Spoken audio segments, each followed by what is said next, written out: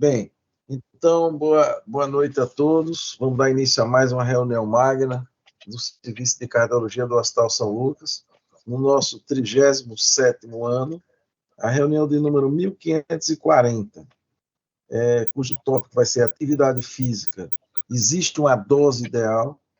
Para tal, nós vamos contar com a presença aqui ilustre de Murilo Meira, que é um entusiasta pelo exercício, desempenha aqui um papel, ele é cardiologista especialista em cardiopulmonar e reabilitação pelo Hospital do Coração, em São Paulo, é médico cardiologista nas áreas ambulatorial e hospitalar aqui de Sergipe. Ele é um dos que, junto com a Milena, com a doutora Milena, aqui comanda ali o teste cardiopulmonar no Hospital São Lucas. Pois é, Murilo. Então, obrigado aí, mais uma vez, por você participar dessa reunião, e a tela é toda sua. Eu agradeço muito, inclusive porque me formei aqui também em Sergipe e sempre assisti às reuniões magnas na terça, lá naquela época, e é muita honra agora estar apresentando aqui para vocês, depois desse tempo.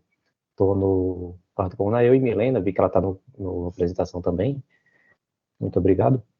Essa aulinha aqui foi a que eu apresentei já lá no sábado, alguns já devem ter visto, o pessoal gostou, pediu para eu apresentar, eu complementei ela um pouquinho, vamos tentar deixar legal para vocês. Vamos tentar destrinchar um pouquinho os limites da atividade física, como do que seria demais, qual seria a dose ideal deles. Eu vou começar com uma piadinha simples, que eu acho que até o Jô Soares já comentou, uma piadinha clássica, comparando o nosso jabuti com o tigre. O jabuti, que tem pesadão, 50 quilos, pequenininho, bem lento, corre meio quilômetro por hora e tem uma expectativa de vida de 80 anos. Enquanto do outro lado, nosso leopardo, bem mais esbelto, magrinho, uma velocidade 100 vezes maior, mas uma expectativa de vida de apenas 15 anos. Qual que seria a melhor estratégia, então, dos dois bichinhos? Ficar paradinho ou correr bastante? Vamos comparar. Vamos primeiro começar botando o tigrezinho para ficar bem parado. Esse aqui é um estudo comparativo de linces ibéricas, que é esse bichinho aqui, comparando aqueles, foi em um zoológico nos Estados Unidos, comparando aqueles que nasceram no cativeiro e aqueles que nasceram na selva vieram para o cativeiro depois. E o que eles perceberam é que os que nasceram já no cativeiro tinham mais prevalência de obesidade do que os que nasceram na selva. Devido ao hábito e rotina artificial do cativeiro, ele não precisa estar correndo atrás da comida, não tem escassez de comida sazonal, dieta desregulada, eles comem lá o tempo todo, isso tudo leva a alterações metabólicas, visto aqui nesse caso a obesidade deles. Esse aqui é um casinho clássico de um tigre siberiano na China, que ficou bem obesinho, porque os visitantes podiam dar comida para ele a hora que ele quisesse. Então, ele está sempre comendo e ficou desse jeito. E do outro lado, será que para tartaruga realmente é bom ficar paradinho? Esse aqui eu acho que encontrei um relato de caso de uma tartaruga tigre, por ironia, também morando em cativeiro e com obesidade. Eles viram, para os padrões das tartarugas, que ela estava bem mais gordinha. Aqui está na foto ela com a patinha mais cheinha, que não consegue mais colocar para dentro da casca.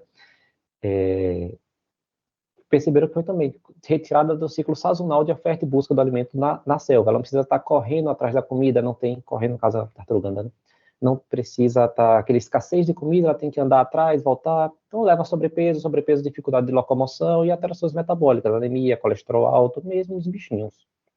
Ou seja, a gente deve se movimentar muito, muito, muito rápido que nem o leopardo, ou se bem paradinho que nem a tartaruga. E nenhuma coisa nem outra. Cada um deve se movimentar o adequado para seu organismo, de acordo com seus limites biológicos. Quais que seriam esses limites? A gente não consegue definir matematicamente, são devido a várias variáveis, fatores genéticos, tamanho da pessoa, metabolismo da pessoa, cada isso a gente vai definir quem consegue uma atividade maior ou menor. Mas a gente sabe que a gente consegue melhorar esses limites com treinamento. Aqui é um artigo de 2010, que ele fez um cálculo meio esdrúxulo, levando em consideração a força da fibra muscular, o comprimento da perna no humano e a mecânica da corrida da passada em humanos, que é diferente de animais. O canguru, a gazela, eles saltitam, eles têm uma perna diferente. A gente corre, nossa mecânica é diferente, você não conseguia correr tão rápido. Fazendo o cálculo, levando tudo isso em consideração, eles chegaram à resposta que o que mais impacta na nossa velocidade é a força que a gente consegue empurrar o chão. E fizeram um cálculo mostrando que, em condições de corpo, terreno, peso ideal, o ser humano seria capaz de correr até 65 km por hora. Meio irreal. Para levar em comparação com o ser humano normal, o Usain Bolt, na última Olimpíada, ele chegou a um recorde de 44,5 km por hora. Então, mais de 45. Ainda tem bastante terreno para aumentar, mas só para ver que dá para ter uns limites que a gente consegue ir um pouquinho a mais. Quais seriam, então, indicações das atividades na gente, nos humanos? Entrando na parte mais séria agora. Eu vou começar só com esse círculozinho que foi bem falado lá no último sábado, que é o da American Heart, aqui em 2012, eles atualizaram os 8 pontos essenciais para a saúde cardiovascular e, consequentemente, longevidade. Alimentação, atividade física, controle da glicemia, colesterol e pressão, controle do peso, exposição a cigarro e, mais recentemente, o sono, que foi a atualização do 7 para o 8. A gente vai focar aqui na aula na parte de atividade física, mas quero chamar a atenção também na parte do sono, que foi a última atualização, que a gente vai ver lá no final da aula, está um pouco associado também à questão da atividade em relação ao descanso e à recuperação, que vai ser importante. Lá no final a gente vai falar um pouquinho. Quais são os efeitos da atividade física? A OMS classifica o sedentarismo como causa independente de em torno de 20% dos casos de câncer, mama e cólon, em torno de 1/4 dos casos de diabetes, em torno de 1/3 das causas de isquemia e em torno de 5% de mortalidade, como ligados diretamente ao sedentarismo, a falta de atividade física. A atividade consegue melhorar os níveis de LDL, melhorar a função endotelial e níveis de isquemia, baixa pressão, baixo nível de arritmias. Isso aqui é um gráficozinho bem legal da Sociedade lá do Rio de Janeiro, mostrando para a atividade corrida, como seriam os efeitos dele em relação às doenças crônicas.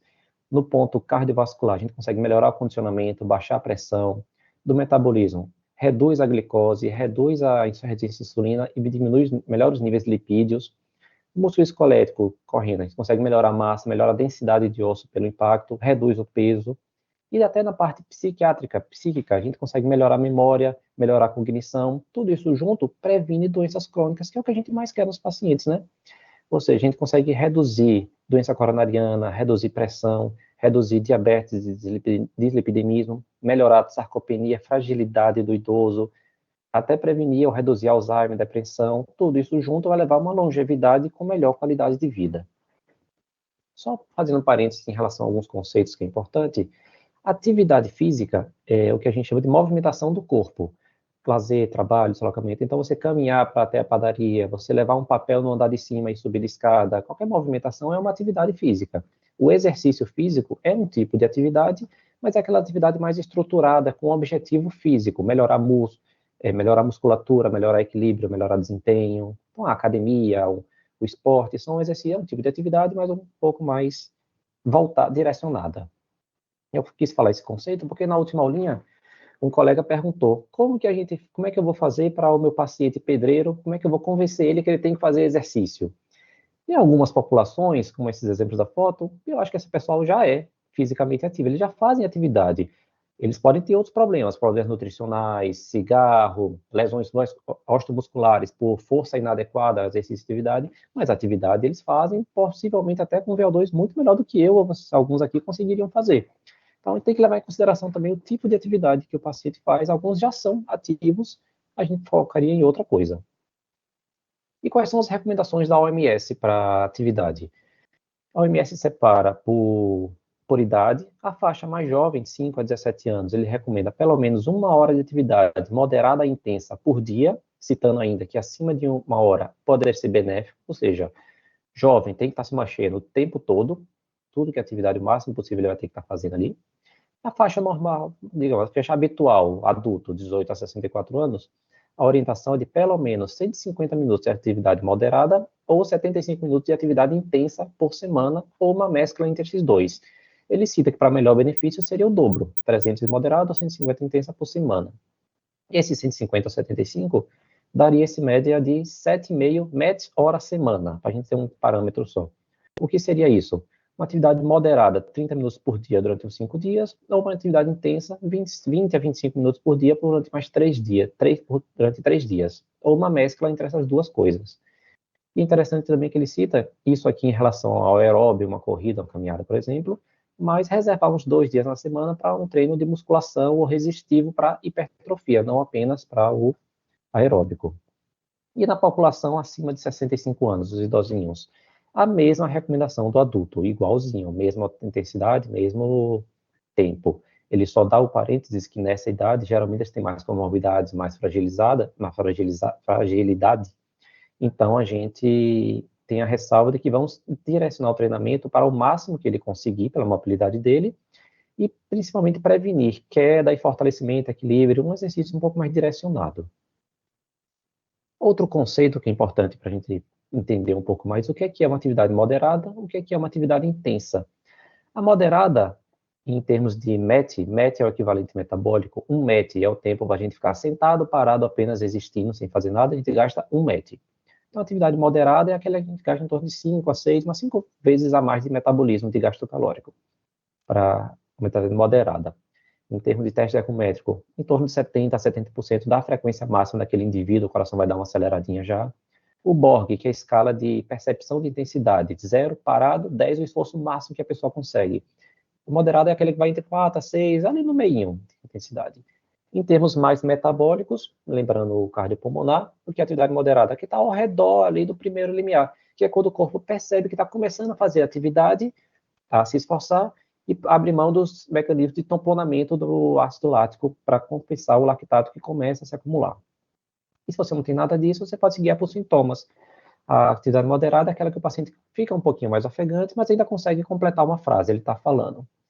E a intensa, o MET mais elevado, em torno de 6 a 8, a frequência cardíaca já liberando a submáxima do paciente, o Borg mais intenso, chega beirando perto do 8, 9, mais no finalzinho. No cardiopulmonar, metabolicamente, ele já está no segundo limiar, ou seja, já não está mais conseguindo compensar toda aquela acidose, começa a chegar no limite de metabolismo dele, e ele vai estar já muito ofegante, com fala intracortada, já vai estar pausando para conseguir falar. Eu não botei numericamente, mas qualquer coisa abaixo disso é um exercício leve, qualquer coisa acima seria um exercício muito intenso. Qual seria, então, a dose ideal para a gente? Vamos começar por baixo. Tem alguns estudos que mostraram, estudaram pacientes que fazem abaixo do que seria indicado pela OMS. O em 2011 estudou pacientes com uma caminhada rápida, em torno de 15 minutos por dia, e viu que isso conseguia reduzir mortalidade cardiovascular em todas as causas, ou seja, bem abaixo daquele de meia hora por dia.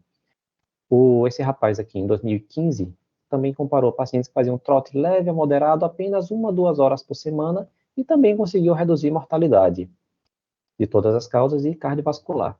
Lee, em 2018, fez um segmento de 15 anos com 55 mil participantes, separados por intensidade de atividade física, 0, leve, grave, e viu que aqueles que faziam uma corrida menos de 50 minutos por semana, ou seja, menos de 10 minutos por dia, apenas 1 a 2 vezes por semana, em velocidades razoavelmente mais leves, abaixo de 10 km, em uma corrida intensa, ou seja, menos de meio metro hora semana. A gente lembra que o recomendado é 7,5 metros. A gente viu que esse grupo aqui tinha uma redução da mortalidade por todas as causas de cardiovascular, mesmo com intensidade fraquinha, apesar de, no grupo que tinha mais de 150 minutos por semana, ou seja, no grupo que seguia as recomendações, a mortalidade foi muito menor, ou seja, a redução muito melhor. Mas os que faziam um pouquinho também tinham algum benefício. Ou seja, a atividade física, mesmo que abaixo do indicado, ainda tem algum benefício, mesmo que seja um benefício mais fraco. E qual que é a melhor distribuição? Fazer um treino único diário ou tentar dividir várias vezes ao longo do dia? Eu vou baixar esse estudo / documentário aqui de maneira mais ilustrativa para vocês, que é o Blue Zones. Alguns já devem ter visto aí, ele ficou um pouquinho famosinho. Foi um estudo que fizeram em algumas regiões do mundo onde tinha uma prevalência de centenários, pessoas acima de 100, muita quantidade de pessoas acima de 100 anos com boa qualidade de vida. Começaram nessa região da Sardenha, na Itália, depois juntaram Japão, Califórnia, uma cidade da Grécia e Costa Rica. E fizeram um estudo para ver o que é que tinha igual nessas cidades para fazer a pessoa viver tanto. E acharam alguns denominadores, a maioria meio subjetivo, propósito de vida, atividades de redução do estresse, alimentação moderada e baseada em plantas, 1 hora social, consumo moderado de álcool com a comunidade, uma fé, família, posição social, alguns mais subjetivos. Eu vou focar no primeiro, movimento natural. O que seria que ele chamou de movimento natural aqui? Nas atividades cotidianas, dia a dia. Jardinagem, caminhar para ir na padaria, subir uma escada no trabalho, está tudo sempre tentando se movimentar dentro de um ambiente projetado. Eram cidades menorzinhas, e a pessoa não pegava muito carro. Todo lugar ele ia andando, ia de bicicleta. Pessoas tinham menos tecnologia, então usavam muito mais atividades manuais, pelo menos a lavar roupa. Em vez de botar na máquina, eles estavam lá lavando, estava tudo ligado um pouco mais ao movimento mesmo. Interação social, mais natural, um pouco mais subjetivo. O estudo dizia que estaria benefícios em saúde muscular e articular, já que estavam sempre tendo alguma movimentação, ajudava a gestão do peso do paciente e saúde mental. Claro que tem algumas críticas, principalmente falta de evidências mais robustas, era um estudo mais observacional, conclusões especulativas, principalmente em relação à dieta, a parte do mental dos pacientes, e acabou tendo um direcionamento mais comercial, era feito mais para vender livro e documentário do que entrar em diretriz. Mas eu achei interessante colocar, porque ele, pelo menos a parte da atividade, entra muito em linha com o que a gente vem falando, querendo falar que é o comportamento sedentário. O que é o comportamento sedentário? São aquelas atividades que a gente faz sentado, reclinado, deitado, faz parado.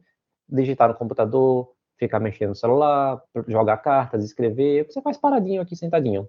E gastando até 1,5 m, perto do 1, que é o mínimo. E principalmente quando a gente faz isso por tempo prolongado.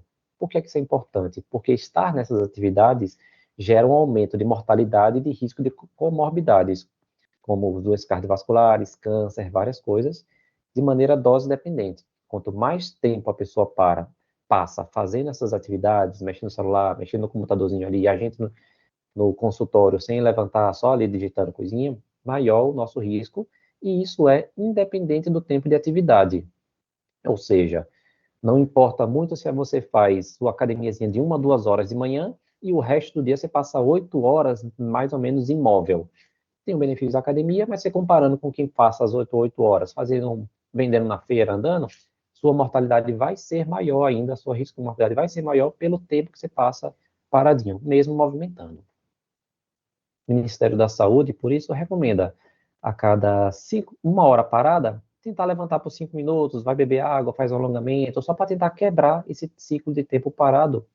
E recomenda tentar aumentar o número de passos por dia. E essa questão do passos, quanto que são, como que a gente mede o número de passos?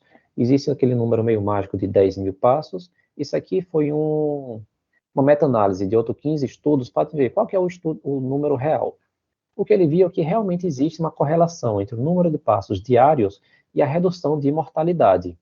Ele viu que para homem e mulher não muda muita coisa, muda em relação à idade, adultos e idosos. Para adultos, em torno de 8 a 10 mil passos, então em torno de 9.000, ele faz meio que um platô e aumentar acima disso já não tem tanto benefício, mas até aqui teria. E acima de 60 anos é um pouquinho menos, o platô fica em torno de 6 a 8.000, em torno de 7.000 passos. Na curvinha ele até fala, aparenta ter aqui um aumento de risco para quem tem muito pouco passo, mas no estudo ele não citou nada disso, apenas o redução do risco com mais passos até um limite que faz um platôzinho. Tem outras variáveis que ele não consegue levar isso aqui ao pé da letra, por exemplo, cadência do passo, pessoa baixinha tem que dar muito mais passos para andar na mesma velocidade. Aparentemente, dar muito mais passos por minuto, ele cita 100 passos por minuto, seria benéfico também, mas não dá para avaliar todas essas variáveis, ele usou só os passos absolutos. E então, voltando para a atividade mesmo, qual seria a nossa dose ideal?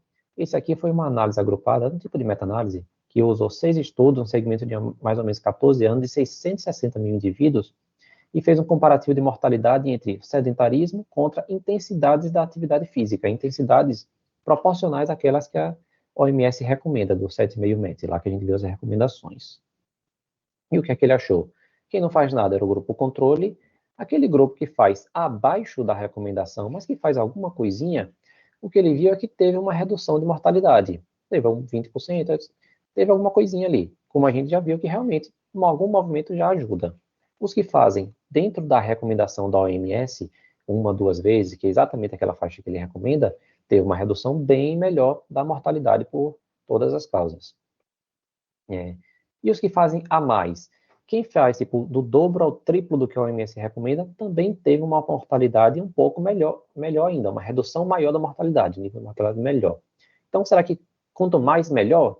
Aí eles foram vendo outras intensidades. Aqueles que fazem de 3 a 5 vezes, melhora quase nada, praticamente igual aqui, né? E os que fazem de 5 a 10 já não muda muito, fica um platôzão. Então, será que daqui em diante o limite aqui, daqui começa a estabilizar? Foram ver mais ainda. Esse é o curioso. Os que fazem acima de 10 vezes o nível de atividade que a OMS recomenda tiveram redução de risco, porém já uma redução menor do que os anteriores, caíram lá para trás.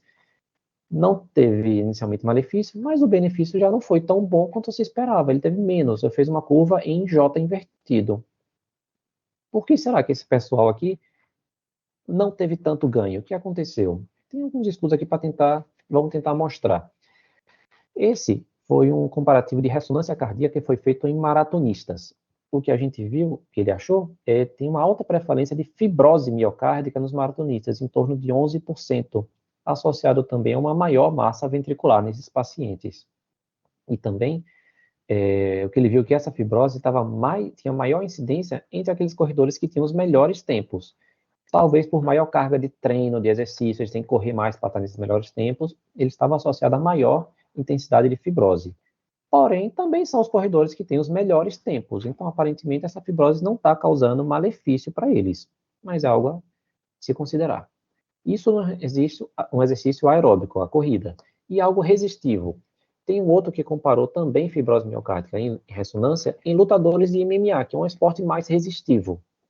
E também encontrou a presença de fibrose em torno de 18% dos profissionais. Segundo o estudo, os que não estão sob efeito de anabolizante. Então, os profissionais saudáveis, em um exercício resistivo, também tem alguma presença de fibrose miocárdica. Lembrando que a gente está falando aqui de atletas profissionais, os de alto rendimento.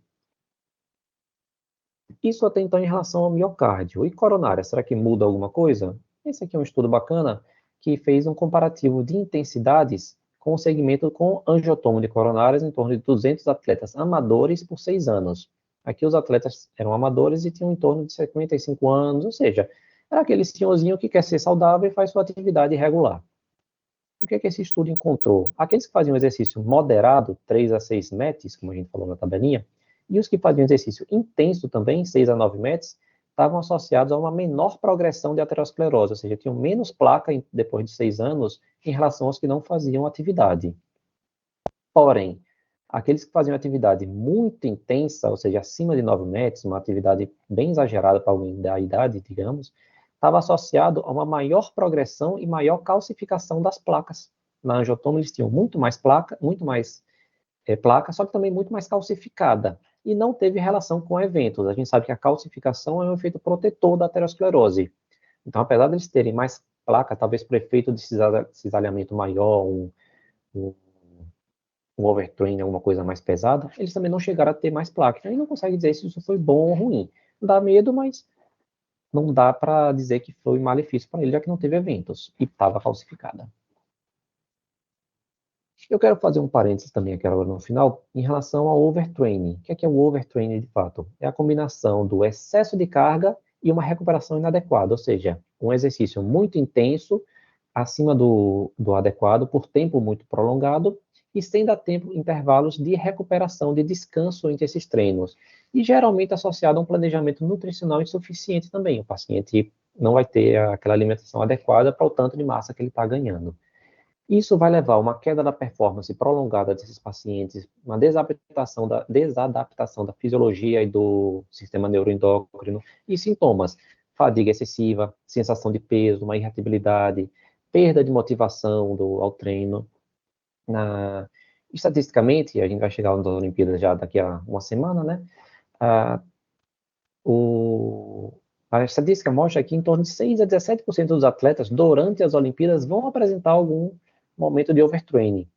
Os outros atletas, durante a temporada de competição, geralmente alguns meses, na temporada de futebol, metade dos jogadores, 65% dos corredores e até 20% dos nadadores durante a temporada de competição podem apresentar em algum sintoma também de overtraining durante a carreira. Então, é bastante prevalente, lembrando aqui, entre os profissionais da atividade física, tá bom? Como é que a gente faria a prevenção disso? Monitorização mais próxima dos atletas profissionais, aqui até mais com o educador físico, fisioterapeuta do que com agente médico, mas tem que ter uma monitorização um pouco mais próxima, principalmente de sintomas, é um diagnóstico difícil. Fadiga excessiva, perda de motivação, Tem alguns questionários que podem ser utilizados para tentar fazer. Intensidades individualizadas do treino, ou seja, não botar aquele mesmo treino padrão forte para todo mundo, como o pessoal do CrossFit, aqui tem que individualizar um pouquinho mais cada um. Fazer treinos intervalados, respeitando o tempo de descanso e recuperação muscular, e ter alimentação e principalmente hidratação adequada durante os treinos. Quando presente overtraining, tratamento é inicialmente repouso, 3, 4 semanas, então retorno gradual da atividade, começar com intensidades mais novas e mais leves e aumentando aos pouquinhos.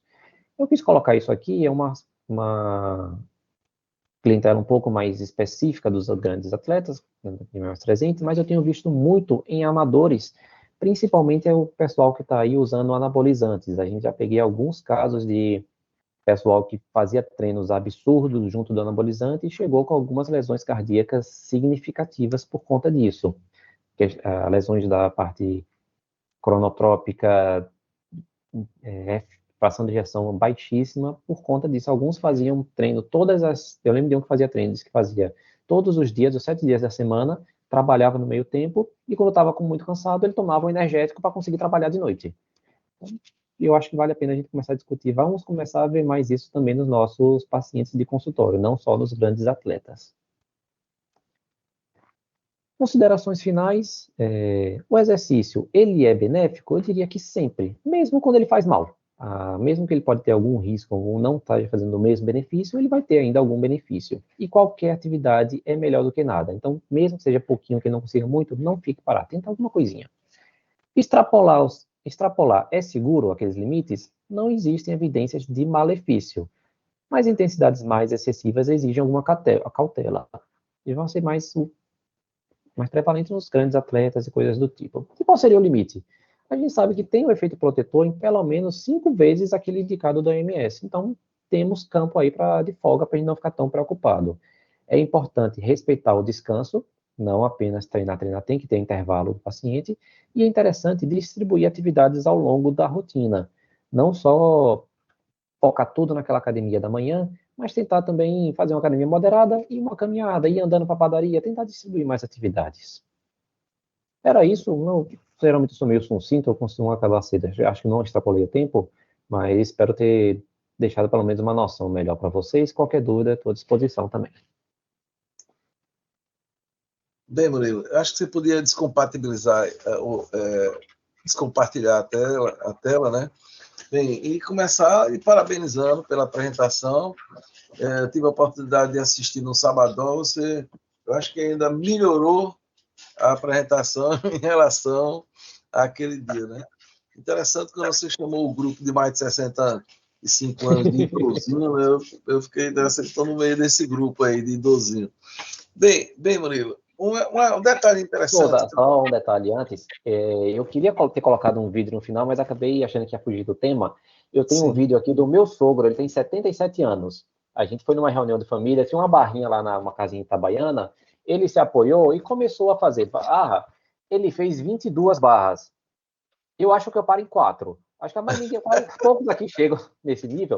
Ele tem 77 anos, ele não é atleta, ele não faz atividade, academia, nada disso, ele só faz o Pilates e foi ativo o resto da vida, trabalhando com enxada, mexendo. Então, é só atividades que eu quero falar. Essa rotina de atividades é importante. Ele chegou muito bem nessa idade e hoje o jovem faz o Pilates e caminhar na praça. E mesmo assim ele ainda consegue. Não, funciona. O Murilo, eu acho que um quadro meio elucidativo que chamou a atenção, você mostrou, quando você comparou ali na linha de atividade física, de nível de atividade física, comparando com a recomendação da OMS, e redução de mortalidade, você veja que coisa curiosa, você fazendo 5 vezes, quer dizer, você fazendo um pouquinho mais do que a recomendação, você já reduz a mortalidade em 31%. Se você fizer 5 vezes, vai para 39%. Uma medicação top em medicina, com estatina, etc., reduz em quanto? 33%. Então, esse é um dado que a gente tem, assim, eu estou falando do ponto de vista de benefício do exercício físico, que ele é palpável, existe, só precisa, assim, eu acho que ainda falta, isso Milena bate muito nisso, eu acho que falta ainda que a gente incentive muito mais os pacientes a praticar, porque realmente o benefício é claro, né? O que precisa é fazer. E aquela confusão que tem entre atividade e benefício é bem nítida. Você falou o exemplo de seu sogro, talvez um carteiro, talvez. Carteiro parece que mais não, né? Porque agora o carteiro usa moto. Né? Então, assim, já mudou um pouco. A Aqueles gente, eu acho que deve estibadores ter um ali. pessoal aqui, muita gente está habituado com o teste ergométrico, deve ter alguns aqui que fazem também. A gente consegue ver isso bem fácil no teste ergométrico. Até os 40, 50 anos, a gente não muda muito a clientela, quem faz, quem não faz. De 50 anos para cima, a gente consegue olhar o idosinho. Aquele que faz uma caminhada, você faz o que? Não, eu caminho na praça todo dia. Você faz o que? Não faço nada. O teste é extremamente diferente. Diferente, bem Uma nítido. caminhadinha, você pode botar um Elestad e ele vai lá bem e termina. O que diz não faz nada, ele não consegue terminar o Bruce. É verdade. É perfeito. E Muito bem. lembrando do contínuo também, o paciente que faz atividade regular, ele acaba juntando outras coisas de saúde, alimentação, parte social, faz o pacote todo, acaba juntando o pacote todo, quem vira atleta e faz regular. Então não é só atividade também, mas atividade sempre. Não, claro, mas eu estou dizendo que também atividade, né? Que tem que também entrar nesse pacote aí. Bem, eu sei que Milena está doida para falar, então. Não está não, Milena?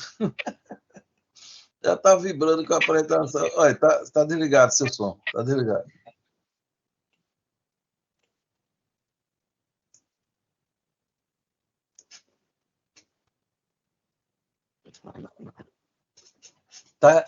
Tá mudo. A não ser que você fale. Não, tá ouvindo, não. A não ser que você fale em Libra aí, mas.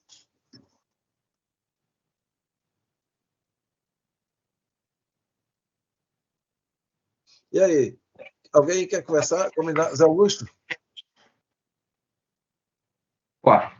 Cadê? Milena vai falar? Não, ela está com algum Problemas problema. técnicos. Milena, não sei se você tá. desligar e voltar, né? Talvez sair e entrar novamente, né?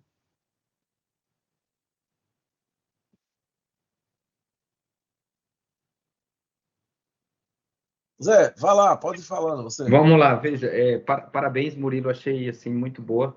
Como você falou, você fez um upgrade e ampliou e colocou de uma forma ainda melhor. Eu acho que é isso mesmo, a gente vai falando e vai amadurecendo os conceitos. Então, foi excelente, como foi também naquele sábado. E eu acho que você deu uma mensagem muito boa. Eu me alinho a vocês aí, os defensores da atividade física, né? A gente tem, de alguma maneira, eu tenho achado interessante como a indústria ela cria um portfólio para lançar drogas, né? E um deles é esse conceito de risco residual. Na engenharia, eu tenho falado isso a algumas pessoas. Na engenharia, meu filho é engenheiro de produção. O risco residual ele é calculado após você fazer o básico para proteger. Por exemplo, isso é muito usado na segurança do trabalho. Então, você toma todas as medidas conhecidas, o que fica é risco residual. A gente calcula risco residual na medicina de uma forma muito estranha, que é eu testo uma droga a partir de um conceito de risco residual, LPAzinha, o que seja, ou reduzir mais o LDL, mas eu não me preocupo com aquilo que já está comprovadamente determinado como cardioprotetor. E atividade física é uma delas. Então, você pode ver que não tem nenhum ensaio clínico de risco residual que coloque qual é o hábito de atividade física desse paciente. Então, quando eu testo uma droga para obesidade, para LPAzinha, e eu não me preocupo com essas medidas que são sabidamente eficazes, no sentido conceitual, isso não seria risco residual para a engenharia de produção. Não sei se eu me fiz por entender. Então, eu acho que a gente, de fato, a gente se encanta com drogas novas, e a gente está tendo uma possibilidade, um momento histórico de ver que eles aprenderam a fazer as drogas de uma maneira muito fácil. Por que é fácil? Porque eu consigo ler o DNA, eu consigo ler o RNA e eu consigo fabricar uma chave de fenda que mexe no RNA. Então, qualquer proteína a mais ou a menos que esteja associada à doença, eu sei como neutralizar essa proteína. Então, tá ficando fácil fazer droga e a gente está vendo uma pletora de drogas sendo lançadas e drogas muito caras, e isso tem colocado uma sociedade onde a gente está entregando a saúde cardiovascular a uma polifarmácia cada vez mais importante. E isso é crítico, eu acho que promover e propor uma saúde cardiovascular a partir da mudança do estilo de vida deve ser uma bandeira que a gente deve adotar de forma intransigente, enfática. Não é fácil, mas vocês estão fazendo isso, você, Milena e outros, acho que Jarbas também está metido nisso, e muitos outros que a gente vê, aí Luiz Flávio e Rafael, Isabela, etc. Então, eu acho que isso é extremamente importante a gente ter isso como conceito, né? E um outro ponto que eu queria colocar para você, eu acho que você falou muito bem, a gente recentemente discutiu um estudo onde alguns atletas associados à genética, eles apresentavam um remodelamento miocárdico preocupante, eu diria, no mínimo, e quando você fala em fibrose, etc., e você fala assim, esse paciente está tendo um desempenho de VO2 bom, como se não tivesse, de certa forma, prejudicando a performance naquele momento, mas eu queria ouvir a sua opinião como clínico cardiologista, não só como um cara que está analisando a performance VO2. Eu digo que eu não queria ter um VO2 excepcional, mas meu coração com fibrose aos 25, 30 anos de idade. Eu acho que essa fibrose, ela denota um prognóstico a médio e longo prazo preocupante.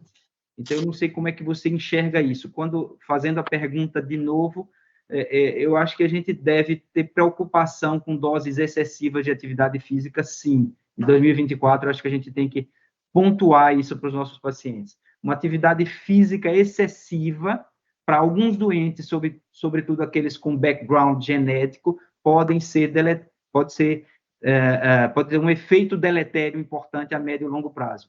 Então, eu acho que a gente, fazendo uma analogia, nem todo mundo pode beber a quantidade estipulada, que alguns vão desenvolver miocardiopatia, outros vão desenvolver hepatopatia, outros vão desenvolver neuropatia pelo álcool, porque tem uma genética, ou que seja, que não deixam eles se excederem minimamente. Como outros, a gente vê que podem beber horrores e nunca vão desenvolver uma lesão de órgão. Esse é um modelo geral de genética e meio ambiente, exposição a tóxico e etc. Eu queria ouvir você assim, em relação a isso. O que é que você tem dito na sua prática cardiológica? Quando chega aquele jovem que você vê que ele está numa vibe de um triatlo, eventualmente você já vê um ventrículo mais dilatado, 6 centímetros e etc. O que é que você orienta?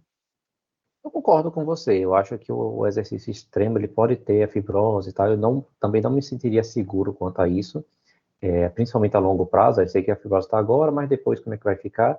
Mas é um pessoal bem mais restrito. São aqueles grandes atletas. A gente viu ali. Para a gente chegar naquele que se considera treino excessivo, é um treino bem intenso, bem prolongado.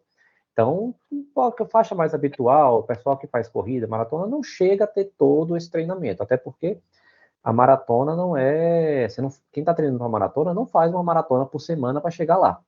Fazem treinos mais curtos, se está fazendo um treino adequado, fazem treinos mais curtos, na maratona que ele vai dar aquele corrida toda. Prova é prova, treino é treino. No treino, o ideal é que o paciente chegue em torno de 80% ali ele do seu limite. Não é para ele terminar o treino esbaforido sem conseguir mais fazer outra coisa. Isso é na prova. O treino ele tem que ter um pouco abaixo, porque o treino é mais gradual, faz mais vezes. Então ele tem que ser um pouquinho menor. Isso aí tem que ter um direcionamentozinho do treino. Geralmente, no treino, metabolicamente, a gente quer que ele fique mais próximo do primeiro limiar, faça alguns picos até o segundo, e volte para o primeiro. A gente não treina como alguns têm, o HIIT, ou como alguns fazem de maneira um pouco mais extrapolada, que ele treine acima do segundo, que chegue no máximo. No treinamento, isso geralmente não é necessário. A gente tenta deixar um pouquinho mais para baixo, justamente para tentar evitar lesões, não só cardíacas, como lesões osteomusculares também. Os que eu peguei, que tinham alguma lesão, geralmente estavam associados. Eu não tenho, pessoalmente, experiência com grandes atletas com fibrose, pacientes meus, só pelo treino, só pela atividade. Geralmente tem um doping, alguma coisa por trás, que vai ser a causa disso, e geralmente já estão também com lesões, os pacientes que eu acabei vendo. Não vi tantos atletas causando lesão por si só, mas eu concordo. tentaria melhorar essa parte do treino, não extrapolar nos treinos, e se tá tudo tranquilo, tá tendo fibrose, eu tentaria orientar ele a mudar a modalidade, pegar uma modalidade mais leve, não ficar tão intenso assim. Mas alguns pacientes vai ser difícil, tem uns que se apaixonam, existe maratonismo e montanhismo, que eu acho que é uma grande loucura, que é o cara correr a maratona com elevação de 200 metros. Mas tirar isso da pessoa é difícil. Ô, Zé Augusto, você lembra que brincavam muito, né, que comparavam o Winston Churchill, que fumava o BZ7 e morreu lá depois dos 80, com, se não me engano, era Thomas Ashe, um tenista, campeão de Wimbledon, que faleceu novo, né? Não sei se você lembra disso. Não, eu acho que foi o cara, eu vi em congresso quando era estudante, era aquele indivíduo que o Cooper, né? Foi o cara que... Mas tem um tenista, se não me engano. Arthur Ashe. Arthur Ashe, é isso mesmo. Mas Arthur Ashe, eu não sabia, ele morreu subitamente, foi? Morreu subitamente. Ele teve AIDS depois de uma troca de válvula aórtica. Foi sangue na época que não tinha controle da AIDS. Eu não lembro, mas... A quadra central do Aberto dos Estados Unidos é o nome dele. É um negro, o cara foi um nome... É isso. No tênis. Mas uma coisa interessante naquele estudo era que você chegava a ter redução de fração de ejeção, e isso é descrito. Né? Descrito. Eu acho que duas coisas assim, se pegar um paciente que realmente tiver redução de fração de ejeção ou fibrose, eu não iria incentivar esse cara a cair, né, a fazer, a praticando, a continuar. Realmente é estranho, né? Porque... outra coisa é inventariar o uso de anabolizante, né? Acho que é uma coisa que precisa também estar muito atento, né? Não, que isso é demais, isso aí. Eu tenho um paciente que usa anabolizante, ele tem redução de fração de ejeção, mas parece que é um problema, assim, psicogênico tão grande, no sentido de que a necessidade de continuar fazendo exercício, que é impressionante. Eu já desencorajei fazer com tanta intensidade, e ele continua. E a fração de ejeção dele, pelo eco, pela ressonância, é reduzida. Ele já tem fibrose também, esse cara. Quer dizer, eu até já tinha sugerido fazer um mapeamento genético, mas você sabe, quando o cara vai lá para o preço, etc., ele tende a fugir, né, um pouco, né, disso aí. O Murilo, não sei se você viu o depoimento de Michael Phelps, você já viu isso, não? Esse depoimento dele, não? Não lembro. Ele tinha a ambição de ser o maior, né, da história, e foi, né? Parece que ele foi eleito agora como o atleta mais importante desse século atual.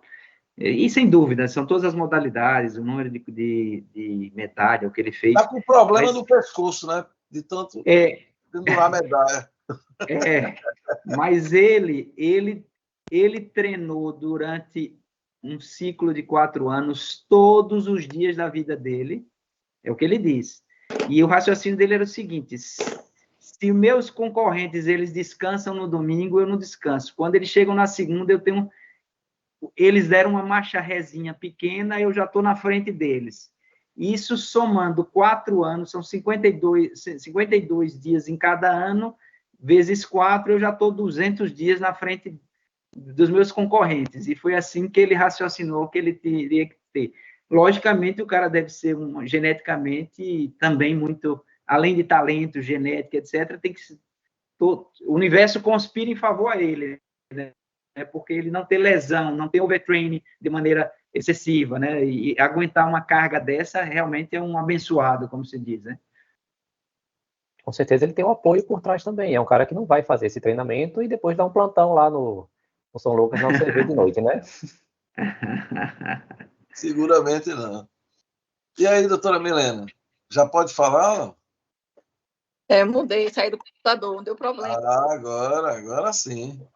Mas tinha que entrar para parabenizar o Murilo, né, que vem lutando comigo nessa área aí do cardiopulmonar, do exercício físico.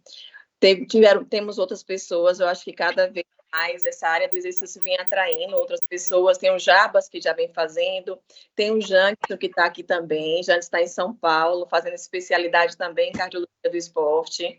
Então, a gente vê cada vez mais como Rafael, Isabela, Prado, que já luta aí há muito tempo, vem se criando um interesse pela cardiologia do esporte. Queria parabenizar, Murilo, que sua aula foi ótima, você foi aquela aula em crescente, né? Você veio desde o sedentário, falando do comportamento, até chegar ao extremo da atividade, uma aula completa.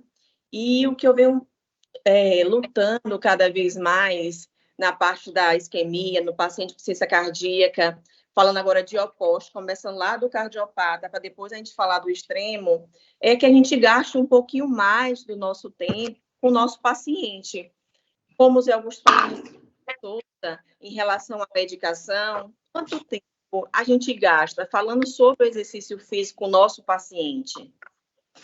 Será que, uma pergunta que eu sempre faço, você realmente está convencido qual o papel do exercício físico na redução da mortalidade cardiovascular, na redução de infarto, na melhora da qualidade de vida do paciente, na redução de câncer? Você está convencido disso? Porque no momento que a gente se convence, a gente consegue falar melhor com o nosso paciente. Então, eu acho que na nossa consulta, papel nosso, principalmente nós cardiologistas, lógico que é papel de qualquer médico que tiver com um paciente, mas gastar um tempinho maior falando sobre a importância do exercício físico. E não só isso, orientando, como o Murilo falou da dose ideal, falar um pouco qual tipo de exercício o paciente deve fazer, qual a intensidade, qual a frequência, quantas vezes o médico para. Isso é um hábito muito comum. No final da consulta e faz assim, faça exercício físico, para dizer que não abordou esse assunto na consulta. Então, assim, não, dos extremos, eu acho que a gente tem que parar mais para falar sobre exercício físico. Eu acho que a importância está clara, comparado com estatina, com outras medicações que o paciente gasta muito mais. E a gente tem uma coisa que não só reduz mortalidade, mas algo simples, melhora a qualidade de vida, melhora a qualidade do sono, reduz ansiedade, depressão. Se a gente for falar os efeitos benéficos do exercício físico, são inúmeros. Agora, faltou o Alexandre aqui, né? Porque isso a gente falando do benefício no paciente, do cardiopata, do paciente normal, mas o atleta é outra avaliação. Até vocês falando, Zé Augusto, a gente tem que abordar muito sobre isso, das consequências. O atleta, parece que aquele no extremo, ele quer o benefício, Zé Augusto, ele não está preocupado, você pode mostrar. Eu tenho um paciente agora, por anabolizante, eu atendi, ele teve infarto, ele não tem nada, só tinha uso anabolizante, fez 2 ciclos, ele disse, doutor, ele é professor de academia. Eu falo para os meus alunos que eu tive, mas a pessoa acha que nunca vai acontecer com ela, só acontece na casa do vizinho. A atleta não é tão fácil. Ah, deu fibrose, vamos parar. Não é bem assim. Você tem noção, um atleta, Luiz Flávio conhece, até falou com vocês, que é um amigo também dele, uma coronária anômala. Ele veio para mim para dizer que assim, ele não sentia nada, ele queria continuar com o exercício físico. Quando eu peguei a ressonância, já tinha área de infarto, tudo alterado. Ele só se convenceu. Pausas de 9 segundos. Ele só se convenceu a parar depois que ele viu que tinha área de infarto. Mas se fosse só você falando que tem um risco, muitas vezes não convence. O atleta é bem complicado lidar. E assim, e quando você que ele não pode, sabe o que ele faz? Ele procura outro que libere e fala que está tudo bem. Infelizmente, né, Murilo? Essa parte do atleta não é tão simples. E o treinamento do atleta também foge. Porque, Murilo, mesmo maratonista, tem uns que fazem fibrose, porque a carga que eles treinam é muito alta. Tem atleta que você pega, faz mais de 10 horas por semana de treinamento tranquilamente. Entendeu? Então, assim, é bem complicado. É aquela famosa frase, né? A diferença entre o remédio, o veneno e a dose. A gente sabe, tem um gráfico bem interessante, que entre 10 e 12 metros, praticamente o benefício ele fica um platô, e depois acaba reduzindo esse benefício de 12 metros, que é fibrose, aí vem esse funcionamento, calcificação, anemia. Mas tem gente que é tão fissurada, e tem outra, tem gente que vive isso, assim, é bem complicado. complicado. Mas o que vale aqui é a gente trazer esse olhar que o exercício de alta intensidade pode ter complicação em alguns pacientes que outros vão treinar do mesmo jeito e não vão ter complicação nenhuma, em alguns, e para isso precisa de um acompanhamento. E naquele caso, naquela aula, que já com disfunção, aí já é bem complicado acompanhando com disfunção, que a tendência disso é aumentar, mesmo que seja um processo adaptativo, mas é um adaptativo que já não é tão fisiológico, pode trazer outras consequências.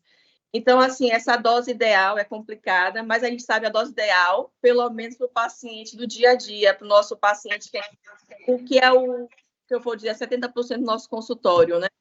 O atleta nesse de alta performance mesmo ainda é mais raro, mas a gente tem que ficar com o olhar aberto para quando achar uma alteração, saber conversar com o atleta, ver realmente se é coração do atleta, se tem outra coisa por trás disso, e para isso precisa de uma boa avaliação.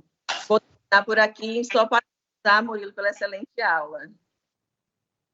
Obrigado. Só puxando um ponto que a Milena falou, em relação a se realmente a gente entendeu mesmo a importância disso para falar para o paciente, eu puxaria um pouco mais. Será que a gente realmente entendeu o quanto que é importante e a gente vai praticar? Quantos aqui fazem, quantos vão começar a fazer alguma coisa aqui depois da apresentação?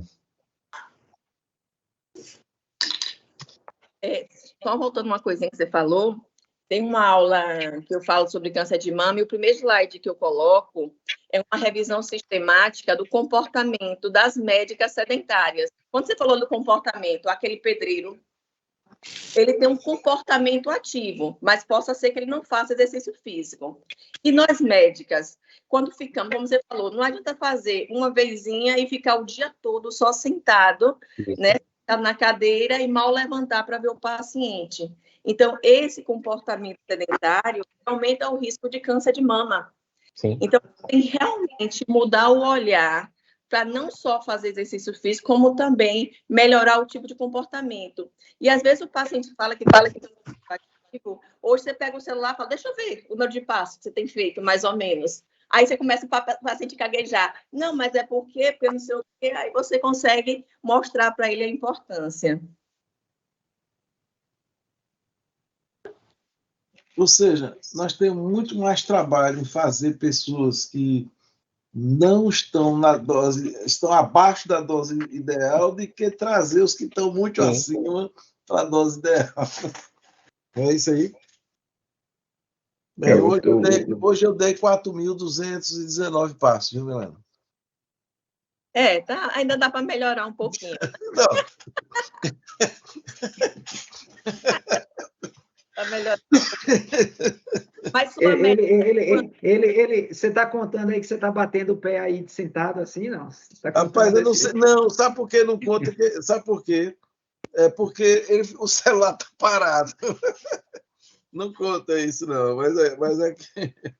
Mas vamos realmente trabalhar mais, sabe, no consultório, falar mais, encaminhar a paciente cardíaca para reabilitação, enxergar a importância do exercício. Olha, o paciente com insuficiência cardíaca, que você vê de paciente sedentário, e que alguns, infelizmente, proíbem qualquer tipo de exercício físico. Imagine a qualidade de vida desse paciente. Então, assim, a gente fica preocupando do quarteto fantástico e esquece do quinteto, que é a reabilitação. Então, a gente tem que abrir o olhar. O exercício físico, eu acho que, assim, não tem mais dúvida. Não tem mais dúvida. Eu acho que são pontos bastante relevantes, mas eu acho que quando a gente está falando assim de reduzir a atividade física do paciente, eu nem digo reduzir, mas é informar ele.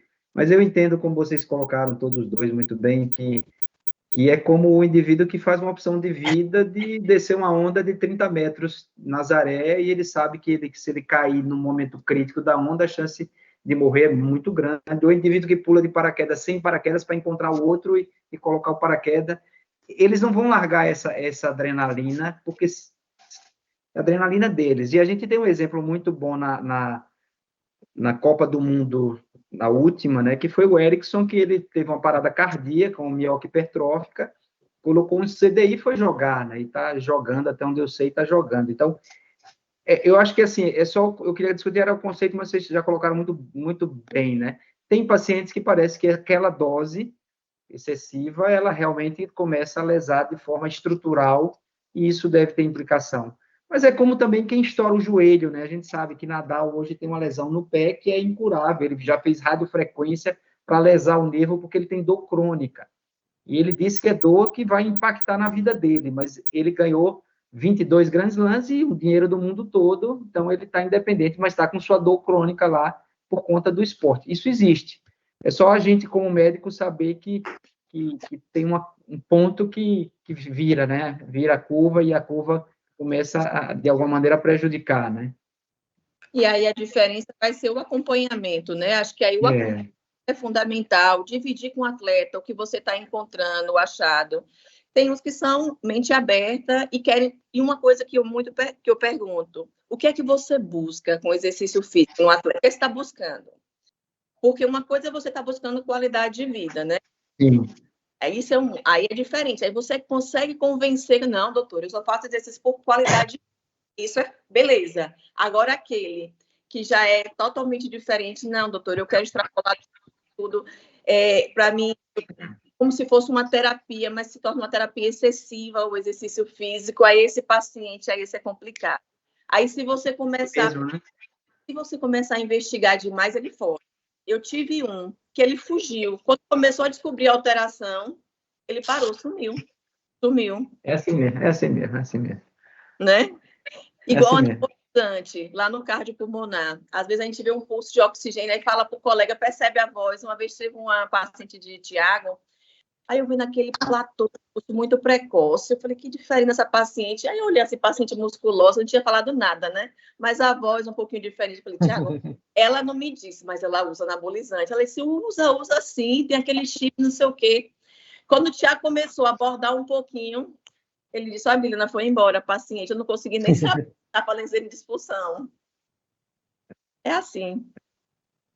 Exato. Muito bem. Eu acho que...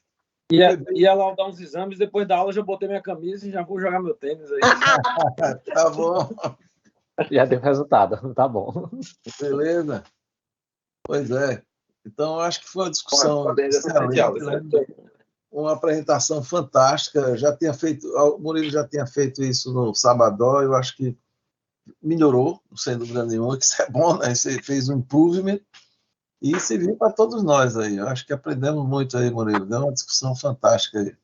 Ô Murilo, quem ia gostar da reunião era Bosco, porque além de ser excelente do ponto de vista científico, acabou exatamente na hora, de 9 horas, Pô, hora. Perfeita, foi tudo perfeito. Calculado. Gravou 18h59, então o Bosco ia gostar hoje pelo tema, pela qualidade da apresentação e porque acabou na hora. Perfeito. E estou vendo que, viu, Zé Augusto, Luiz Flávio está com a camisa preta e branca, então já está antevendo amanhã o resultado. Como é que vai ser? Amanhã. Hoje pode, amanhã não pode. Não. Só hoje. Tá bom.